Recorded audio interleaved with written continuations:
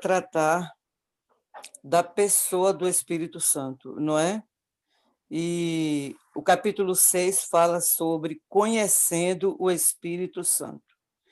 É interessante que esse tem sido um divisor na vida de alguns membros da igreja, aliás, na vida de todos os membros.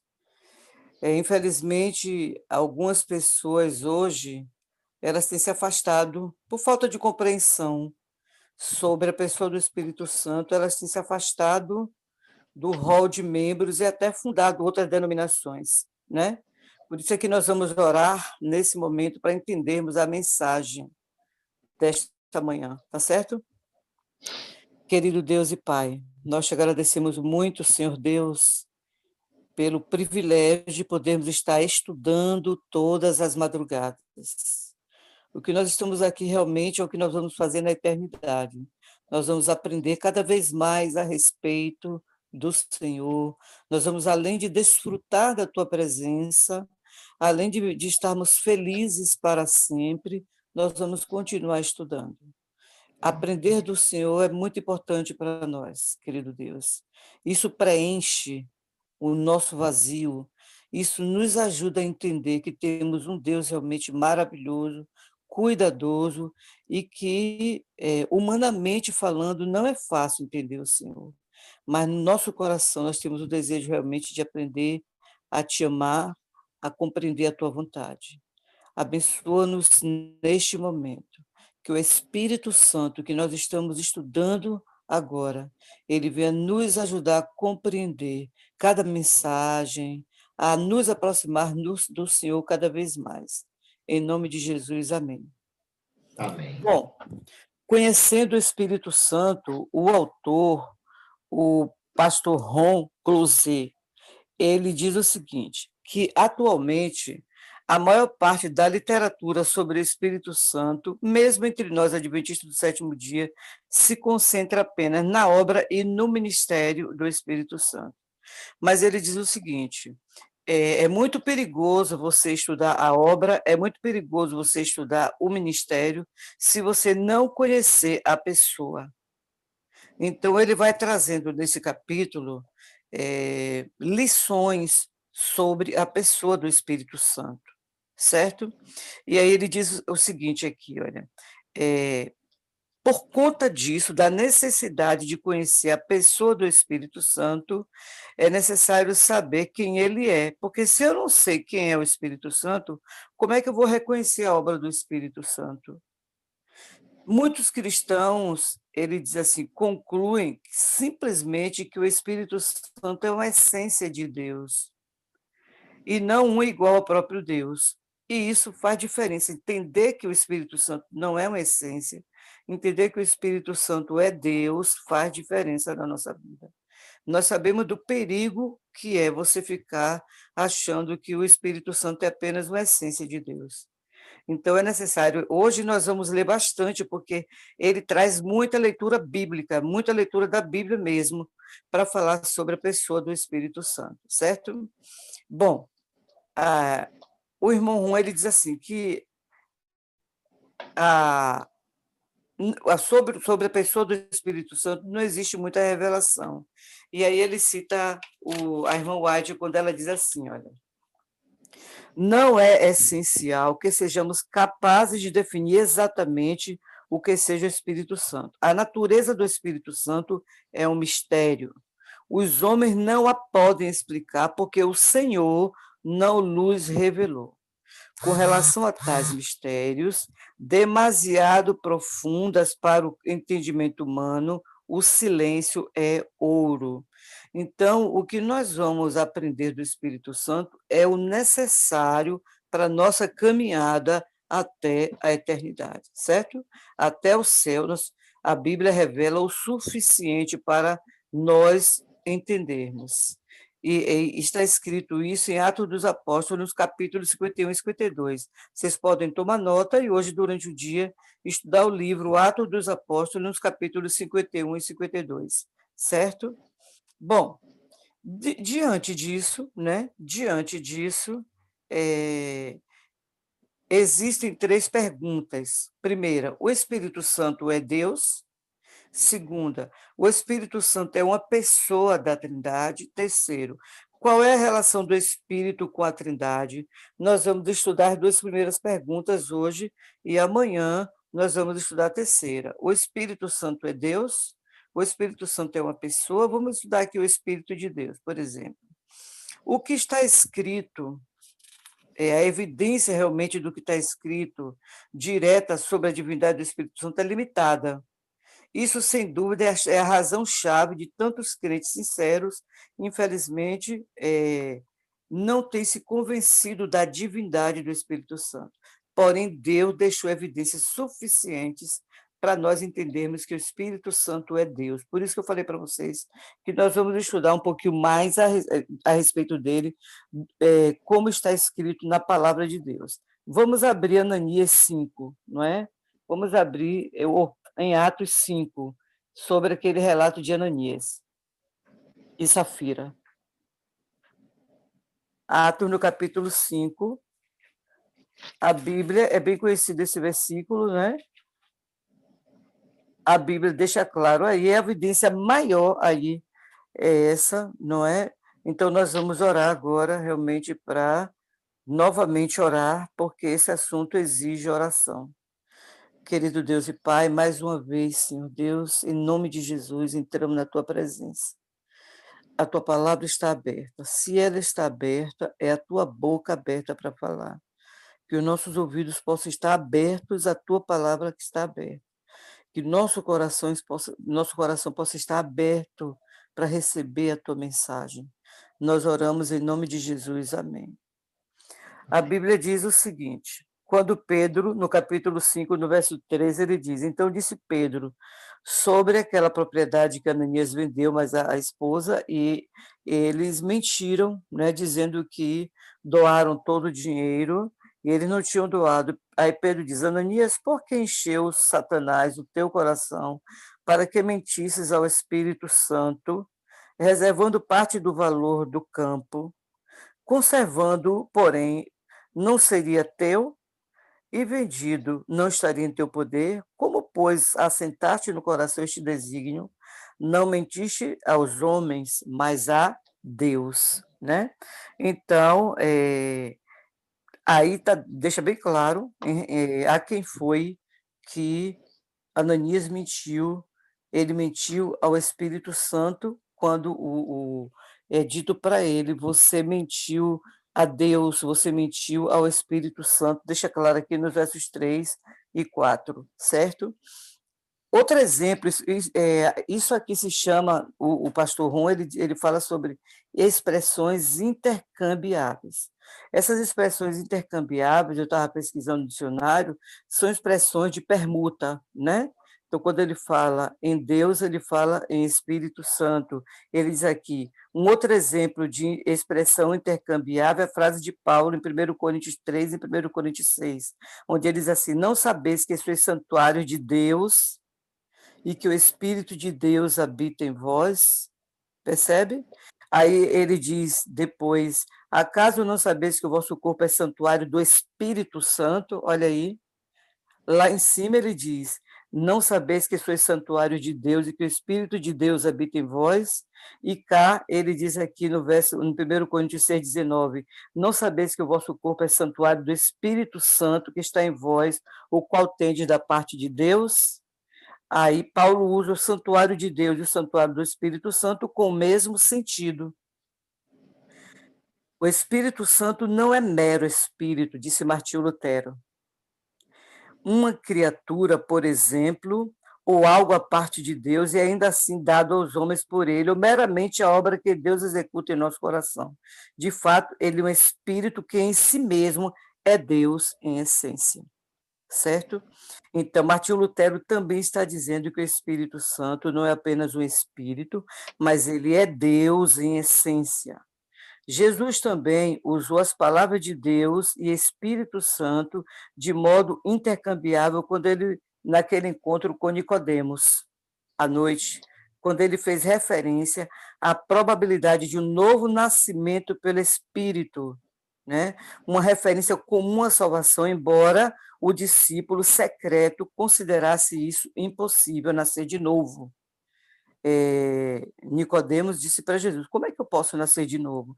E Jesus faz uma descrição de como deveria ser isso, esse novo nascimento. Jesus ele faz, e ele diz que isso é meramente possível por conta do Espírito Santo, certo? Aí, aqui está dizendo, por exemplo, em Mateus 19, 23 a 26, né? Jesus responde: isto é impossível aos homens, para Deus tudo é impossível. Ou seja, claramente para Jesus era Deus quem tornava possível a salvação, assim como era o Espírito Santo quem levava as pessoas a nascer de novo.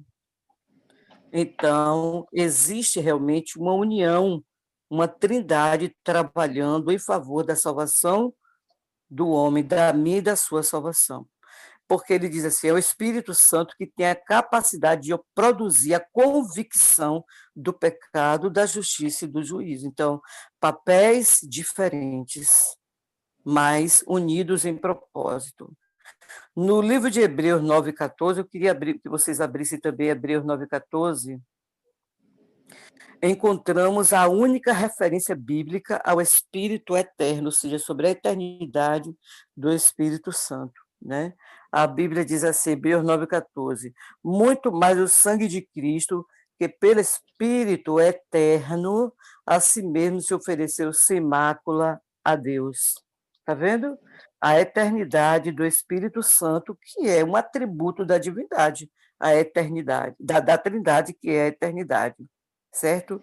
E no livro de Deuteronômio é também encontrado uma referência ao Deus eterno aqui, em Deuteronômio 33, 27.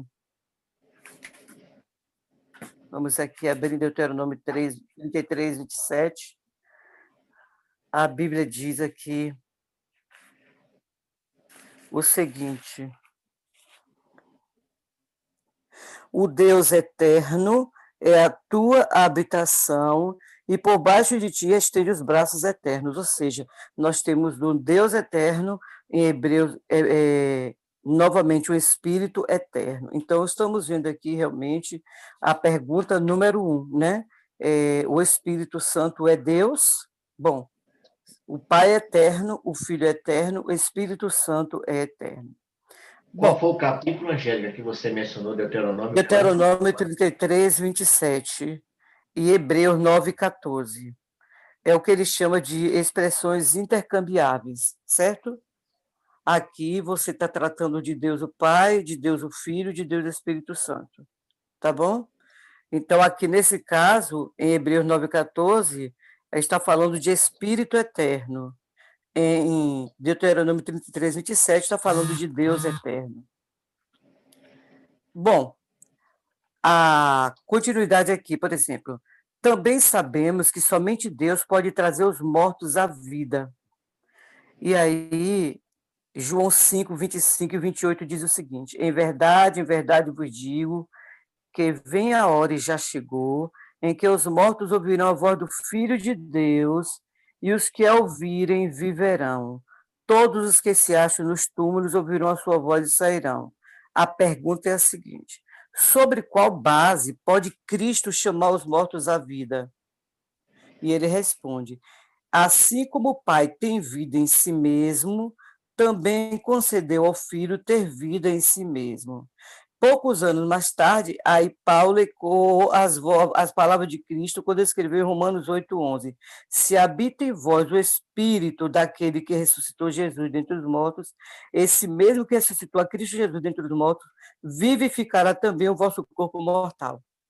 Então, por meio do seu Espírito que em vós habita, ou seja, o Pai, o Filho e o Espírito Santo, eles trazem vida. Novamente, nós temos aí a Trindade unida para trazer vida, trazer os mortos à vida. O mesmo Espírito que ressuscitou Jesus vai nos ressuscitar, porque assim como Deus, ele também tem vida em si mesmo, certo? Na noite da traição, Cristo anunciou a vinda do Paracletos, ou seja, a vinda do Consolador, mas ele chama de o outro Consolador, certo? Porque o primeiro Consolador é Jesus. O outro Consolador é o Espírito Santo, não é isso? Aí ele diz aqui, linguisticamente, isso faz alusão ao status paralelo que a pessoa apresenta com quem, com aquele que apresentou. Jesus está fazendo um paralelo entre ele e o Espírito Santo. Ele diz que está indo e manda outro Consolador, porque Jesus era o Consolador naquele momento. Jesus subiu e deixou um outro Consolador presente aqui no mundo, representando a ele. Foi por isso que Cristo se referiu ao Espírito Santo como o outro, sendo o próprio Cristo o primeiro. A questão a ser realçada aqui é que Cristo rogaria ao Pai pelo Espírito. Alguns minutos antes, Cristo havia feito referência a si mesmo e ao Pai como iguais. No capítulo 9 e no capítulo 10.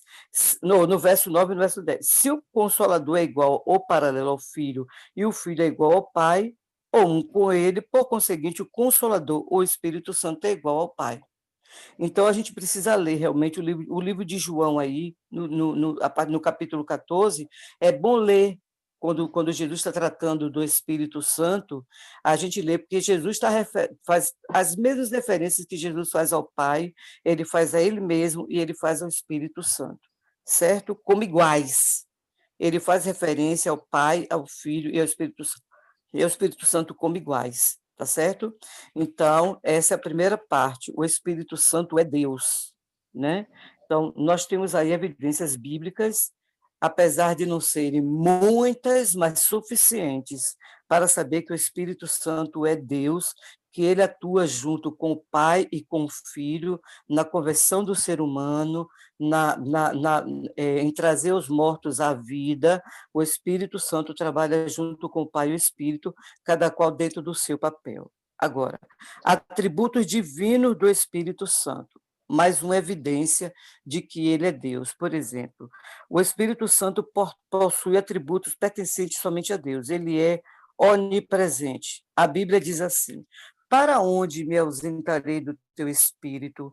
Para onde fugirei da tua face? Está escrito em Salmo 139, 7. O outro é que o Espírito Santo ele é onisciente, não é? Paulo diz assim: o Espírito a todas as coisas perscruta, até mesmo as profundezas de Deus. Nada fica ausente dentro de mim ao Espírito Santo, certo? Ou seja, ele me sonda, ele me conhece, ele sabe o que eu penso, ele sabe o que eu sinto. Outra coisa, o Espírito Santo é onipotente. A Bíblia diz assim: pois as coisas de Deus ninguém as conhece no Espírito de Deus. Já que ele distribui dons, ele é onipotente porque ele distribui dons como lhe apraz. Ele tem poder para distribuir dons sobre cada um de nós, como ele quer, como ele deseja, como lhe apraz, certo? E essa a gente sabe que os dons que a Bíblia fala são dons do Espírito Santo, são dons do Espírito que nós recebemos, e nós recebemos como concerne ao Espírito Santo distribuir a cada um.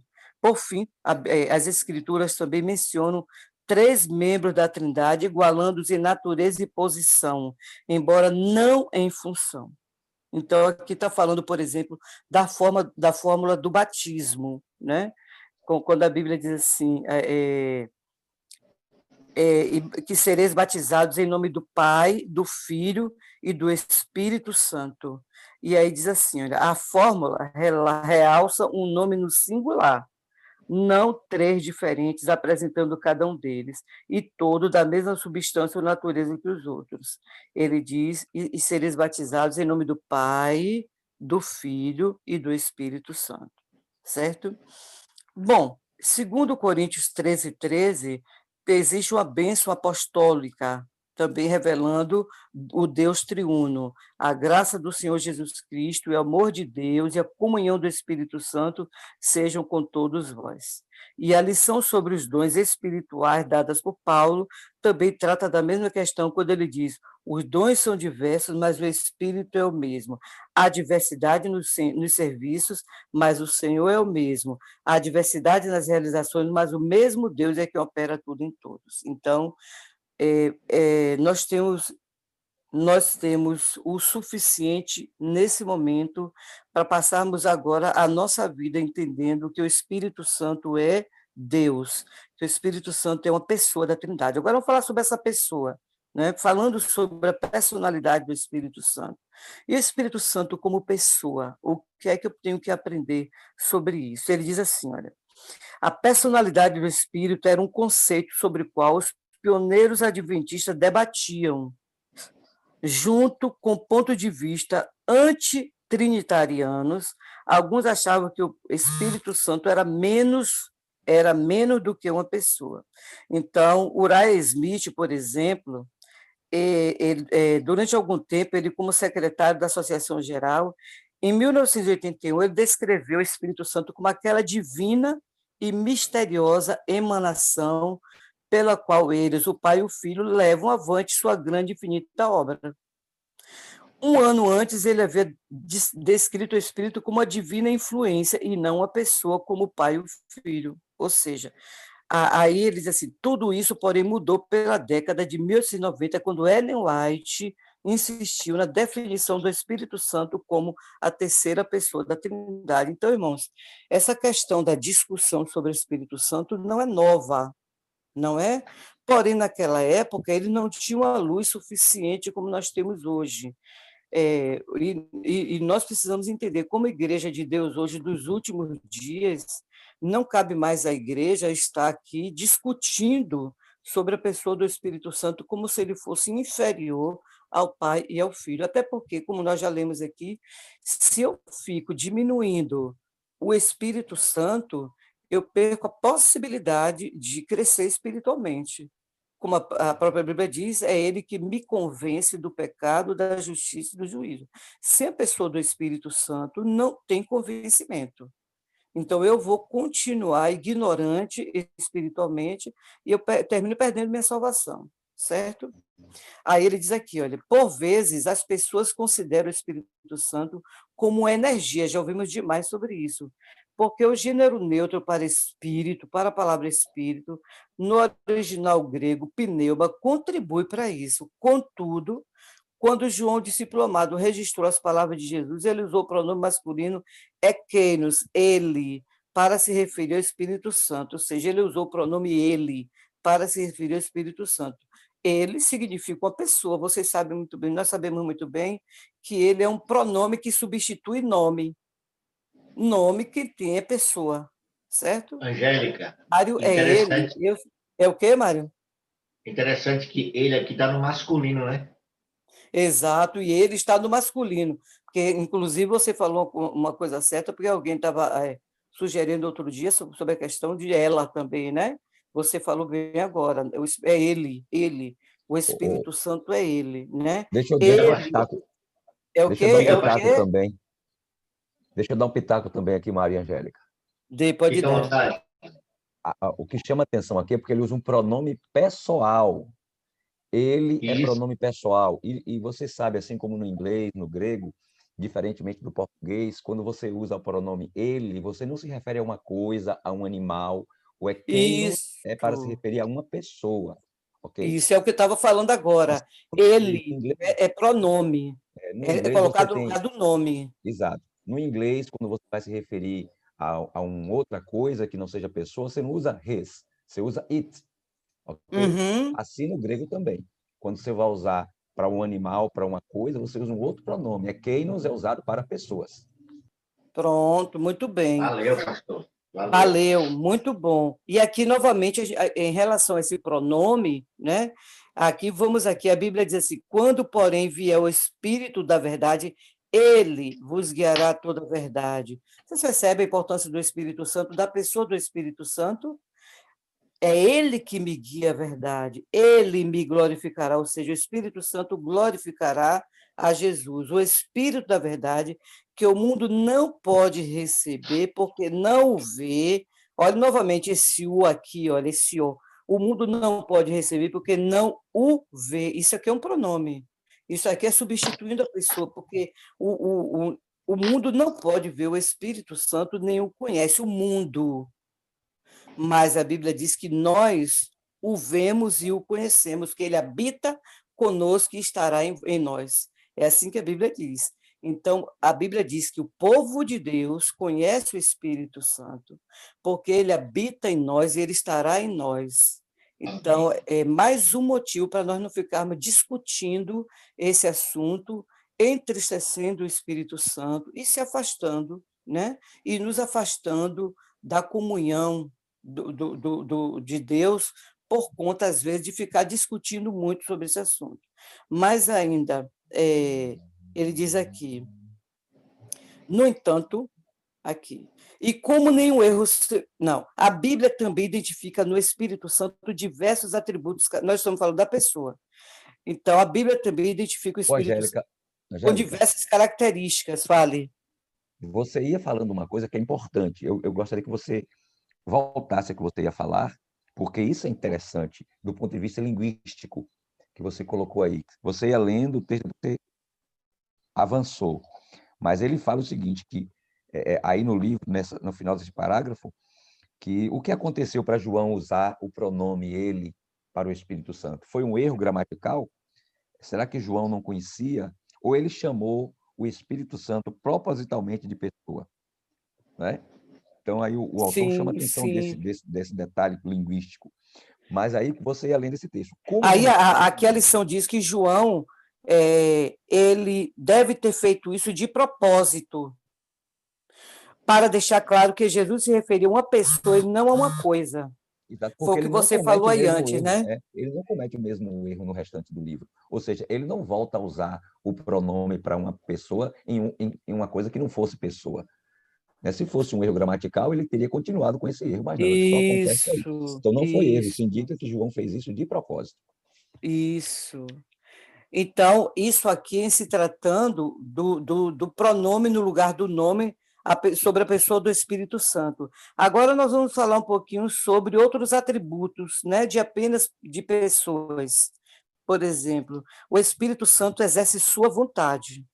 Paulo e seus companheiros, depois de serem impedidos pelo Espírito Santo de pregar a palavra na Ásia, defrontando a Mísia, tentavam ir para a Bitínia, mas o Espírito de Jesus não o permitiu. Ou seja, o Espírito Santo tem vontade, é característica de pessoas, não é assim?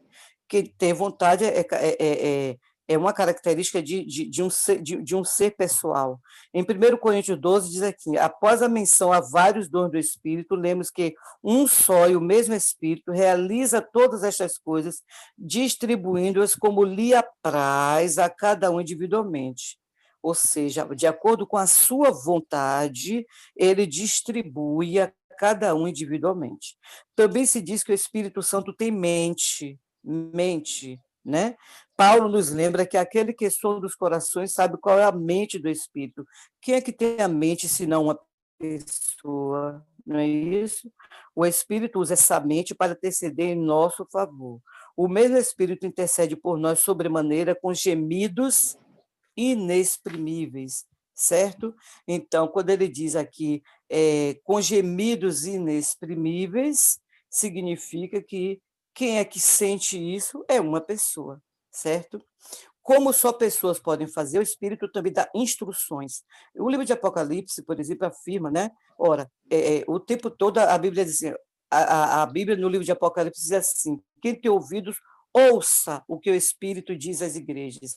Várias passagens do livro de Apocalipse, capítulo 2 e 3, deixa bem claro para a gente, quem tem ouvidos, ouça o que o Espírito diz às igrejas, ou seja, ele instrui, ele orienta. E Timóteo diz o seguinte, ora, o Espírito afirma expressamente que nos últimos dias alguns apostatarão da fé, por obedecer a espíritos enganadores e ensino de demônios.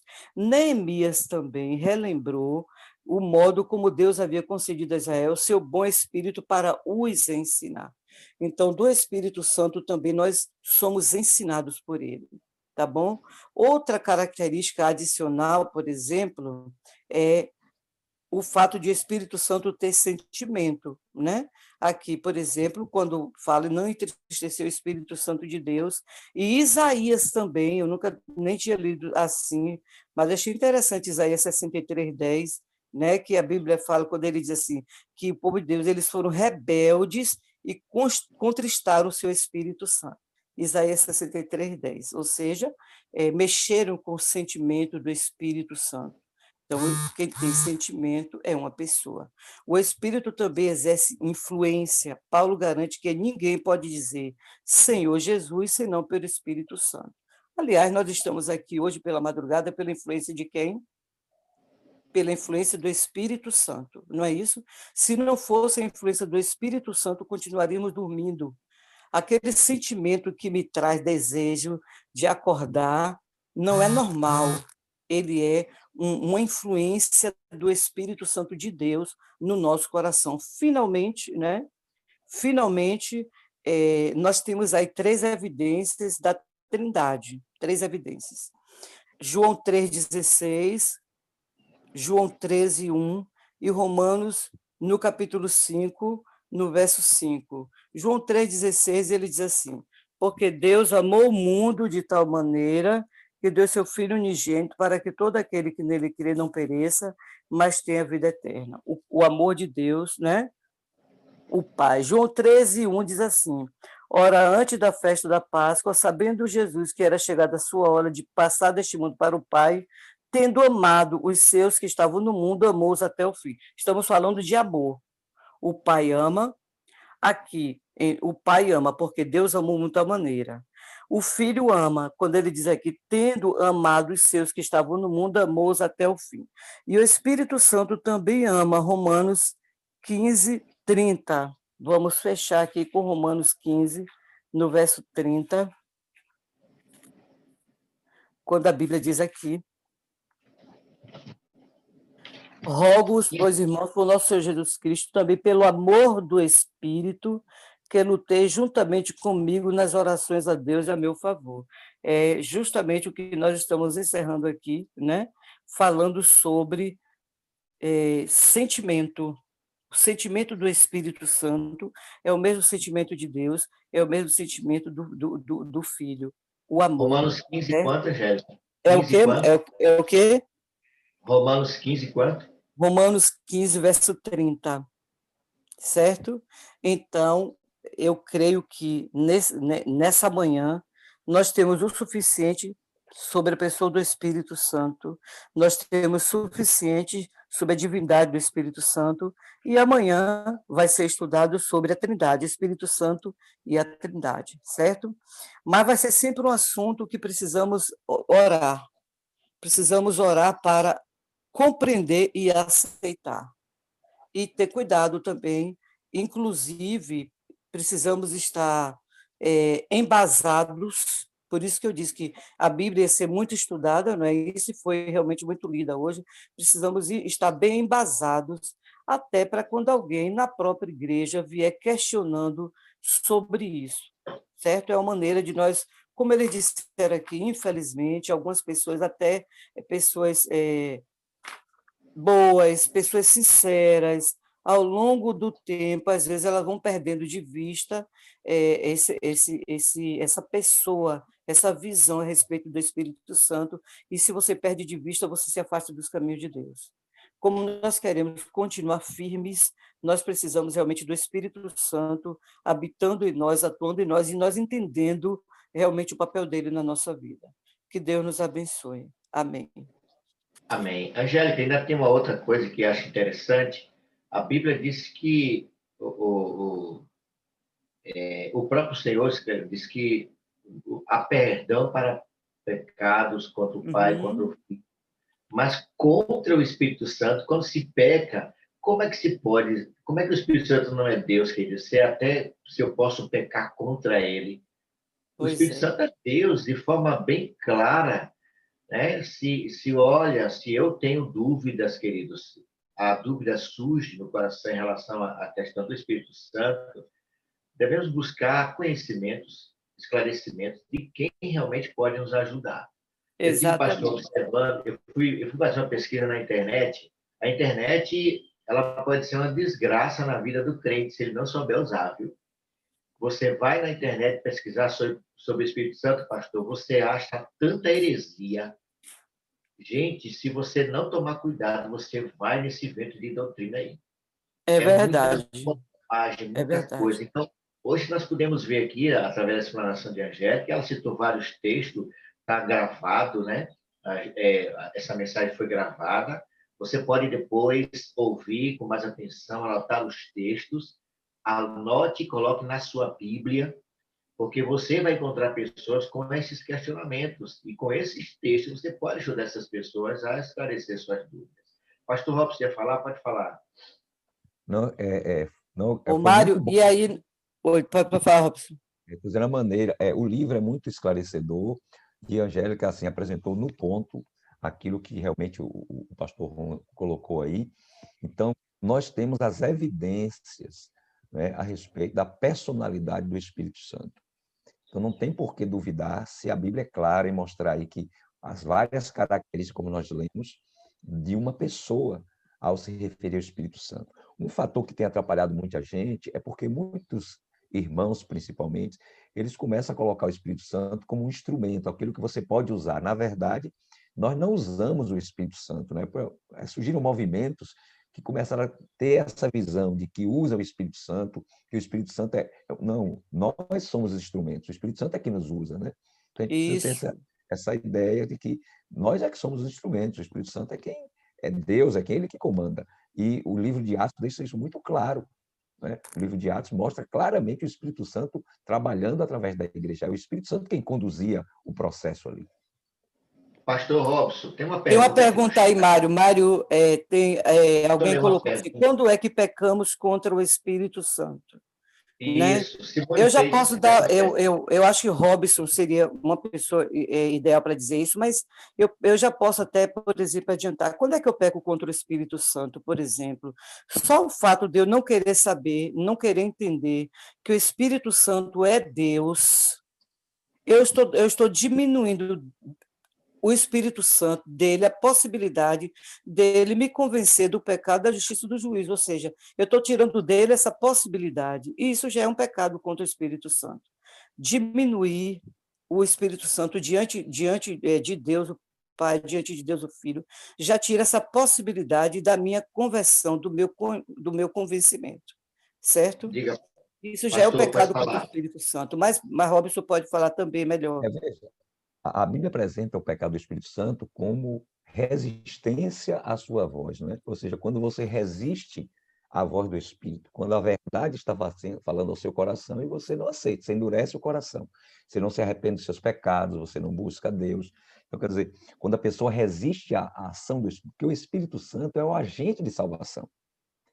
É o Espírito Santo que provoca o novo nascimento, o Espírito Santo que nos derrama o amor de Deus em nosso coração, o Espírito Santo que nos convence do juízo, da justiça, do pecado. Então, quer dizer, o Espírito Santo é quem opera a salvação no coração do homem. Então, quando a gente resiste à voz de Deus, quando a gente não quer se submeter à vontade de Deus, o Espírito Santo vai falando o que você deve fazer, vai falando, mas você não cede, você permanece duro ali. Então, você vai...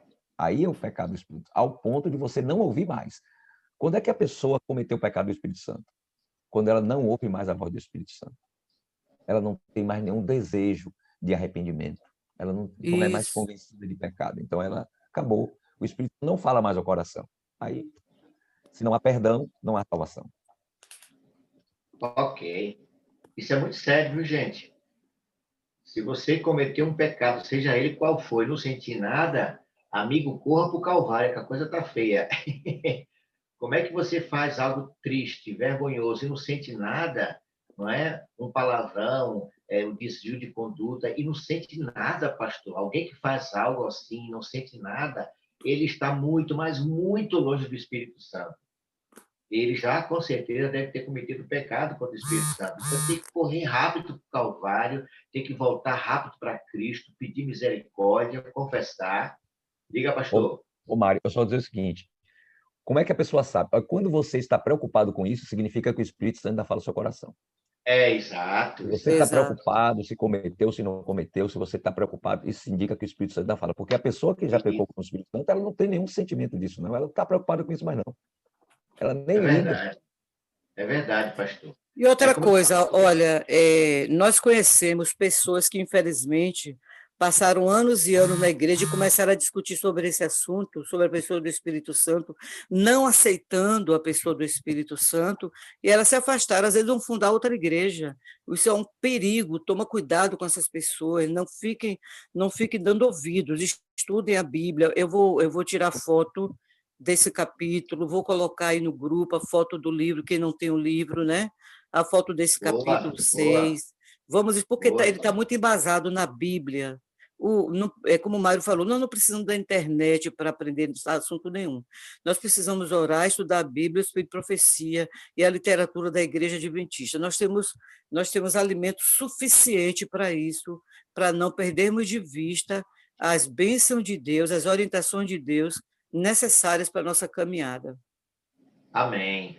Agora, quando você sente tristeza por qualquer ato pecaminoso, fique tranquilo, o Espírito Santo ainda está tocando o seu coração. Amém. Todas as vezes que você e eu cometemos algo que nos entristeceu, irmãos, o Espírito Santo é que nos leva a arrependimento. Então, você está na presença do Espírito Santo. O problema é como o pastor Robson colocou aí. Quando a gente faz algo que não sente nada, nada, absolutamente nada, amigo, a coisa está feia. A coisa está feia. Olha que já entramos aqui às 5h12, é porque é um tema muito gostoso, ninguém saiu da live ainda, Deus seja louvado por isso, porque Amém. é, de fato, algo muito importante, muito interessante. Como eu queria que todos tivessem esse livro, como eu gostaria que vocês tivessem esse livro, porque amanhã eu vou estar com o meu, viu, pastor? Já resolvi o problema, vou pegar o meu, eu quero também poder compartilhar com vocês aqui desse momento, né? Eu fico aqui perdido, às vezes, angustiado, porque eu quero ajudar a Angélica, eu quero ajudar o pastor, e eu fico aqui, mas eu não sei onde foi quem fez esse bendito livro, mas amanhã eu vou comprar outro, a gente vai resolver esse problema, ok? Angélica, obrigadão, Deus abençoe. Eu quero informar aqui para vocês quem vai estar orando conosco amanhã. 4 pessoas vão estar conosco na oração. O irmão Josué, a irmã Zilma, a irmã Tainara e a irmã Iracema. Esses 4 estarão nas orações da madrugada de amanhã, tá? Inicial, chuva serôdia, pedido do varal e o pedido que nós vamos colocar específico. Josué, Zilma, Tainara e Iracema. Vamos encerrar cantando o nosso hino final e depois a gente volta para orar.